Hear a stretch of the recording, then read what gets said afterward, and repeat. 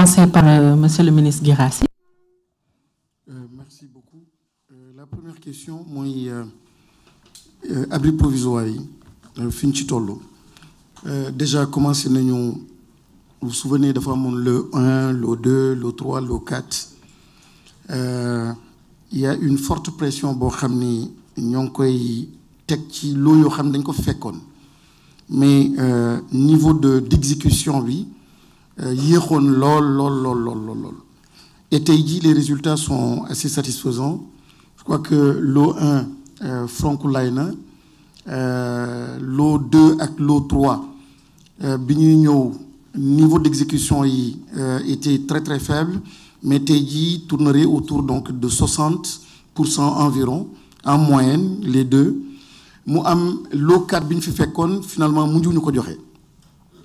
Maintenant ñu nekk ci benn logique bu bees mooy plus rapide parce qu'il y avait de l'urgence, donc c'est différent de plus rap, donc le U pour l'urgence. Teg nañu 5 milliards jox ko suñuy partenaires déjà donc les forces armées avec le génie civil. Ma bëgg leeral simplement lu am solo parce que dégg naa ay critiques dina waa mais su dee armée nag dañ koy jox donc mu ngi jël liggéeyu secteur privé. On parle bien d'urgence. Donc on était dans une situation d'urgence dafa mel ni ci inondation nga ne ni du ma jox armée parce que secteur privé lay xaar donc nañu comprendre bien ci logique bi ñu nekk. Il s'agit d'écoles, c'est sensible, il s'agit donc d'urgence et nous travaillons avec eux pour génne yenn école ou yenn enfants ci situation précaire bi ñu nekkoon. Mais sànq ça donne tout le sens et vraiment j'attire l'attention Sénégalais su may mbokk Sénégal ñu comprendre portée ak pertinence ou vision wu gouvernement bi quand on parle de nouvelles stratégies pour les infrastructures scolaires.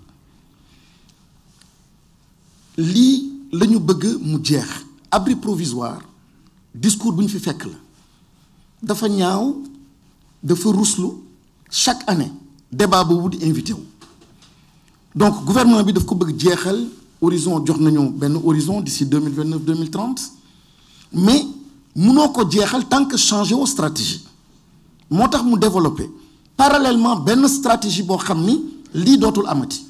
Moi, une stratégie, donc on est dans l'anticipation, on est dans la maîtrise de la carte scolaire, ak yi ñu waxoon fii sànq di ko lim yi dootul amati.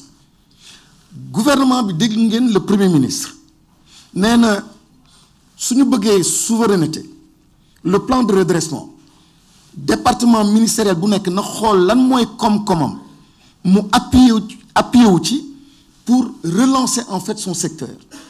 Il n'y a pas département ministériel plus riche que le ministère de l'Éducation nationale avec son foncier. Lamine Gueye bi 7 hectares soo yëkkatee tuuti di ngay gis amul benn hôtel bu koy gis soo jëlee benn hectare rek nga def ko ay immeubles ay commodités pour améliorer donc l'environnement d'apprentissage di nga am les moyens de régler le problème des élèves am les moyens de régler d'autres problèmes pour un Dakar qui doit être en hauteur. Allez à Blaise Diagne, faites la même chose. Allez à Kennedy, faites la même chose. Allez à Delafosse, faites la même chose. Allez à Thiès, faites la même chose. Allez à Saint-Louis. Les sites les plus merveilleux sont des sites qui ont mené côté ji, jëlaat jox ko valeur, donc le recyclage de l'actif pour faire de belles choses. Alors voilà donc en résumé, la réponse c'est le plus rapide. La réponse c'est l'existant, le passif qu'on a trouvé ici. Nous arrivons à 100%, nous y sommes. La réponse aussi, c'est mettre en place une stratégie nouvelle, donc qui va anticiper et aller beaucoup plus loin. Et enfin, la directive, ou parmi les directives, retenez bien, le Premier ministre dit aller dans le sens de la création d'un fonds national pour l'éducation. Parce que le problème des constructions, da ngay def commencer ñu ne la sa budget nga koy jël nga commencer 1 an budget bi ñu ponctionné. Suñu ponctionné entreprise bi commencé fer bi nekk ci biti taw ñëw dóor ko fer bi xomaat ñu joxaat la xaalis 2 ans après nga tabax peinture ñu yaakaar ni mur bi baax na xale yi dugg ci 2 ans ñu ne génnaat leen. Donc le principe, le mode de fonctionnement doxul àndul avec les problèmes que nous avons. Moo tax la pertinence de ce fonds pour l'éducation permettra en fait de rendre plus autonome le financement de ces infrastructures. Beneen bi la connotation religieuse, ça c'est une affaire à régler. Le gouvernement a été très ferme. Bien sûr, nous sommes dans une société, de temps en temps, problème, comme nous avons marché, comme nous avons fait tabac. Il y a des gens qui ont loi, nous avons dit que nous mais si nous avons règlement intérieur, dans toutes les écoles, cette question-là est vidée et claire. De temps en temps, nous avons dit que nous avons dit chrétien, ou des musulmans, mais ça, c'est des cas isolés. Et chaque fois qu'on a relevé des cas isolés, les IA, ou au niveau central, ont attiré l'attention de l'établissement et tout de suite les choses ont été réglées. Et très souvent, ce n'est même pas des problèmes religieux. Très souvent, c'est des problèmes simplement, voilà, gymnastique, bisport, nini. Voilà. Donc, mais c'est vraiment une question réglée et le Sénégal est un beau pays. Nous avons tous fréquenté l'école cathédrale, l'école Jeanne d'Arc, Maris. Il y a d'autres qui étaient dans des écoles aujourd'hui de plus en plus, dans des écoles donc franco-arabes islamiques. Et ça se passe très très bien. Mais la réponse, moi, c'est dans le règlement intérieur, c'est figé et c'est clair. Nous sommes dans l'école sénégalaise avec des programmes du ministère de l'Éducation nationale. Le privé, il est tellement important que le Premier ministre, qui est directive bu mujj bi, moi, l'organisation d'un symposium, c'est pour une première fois aussi. Un symposium pour le privé. Le privé fait du service public. Le privé doit être accompagné, doit être soutenu. Le privé doit être entendu et écouté. Et c'est tout le sens de ce symposium qui sera organisé donc d'ici la fin de l'année pour justement les accompagner. Maintenant, si je veux dire que je suis classe un climatiseur, si mon directeur a 150 000 francs par mois, je ne sais pas si je veux dire un confort pour les éponges parce que privé, c'est un choix. Nous sommes dans le privé et une économie aussi. Il faut que le privé, en fonction du plus que tu veux apporter, je suis libre de... Il n'y a aucune contrainte à envoyer un enfant vers le privé. L'une des bonnes nouvelles, peut-être qu'ils ne le savent ou pas, mais le Premier ministre, par exemple, ses enfants sont dans l'école publique. Il a refusé d'envoyer ses enfants dans l'école privée. C'est un choix. C'est un choix. Donc, tous les Sénégalais peuvent choisir, et moi, en tout cas, j'aimerais bien que le privé marche bien, je suis un acteur d'ailleurs du privé, mais j'aimerais bien que l'école privée retrouve sa dignité. Et les résultats sont intéressants.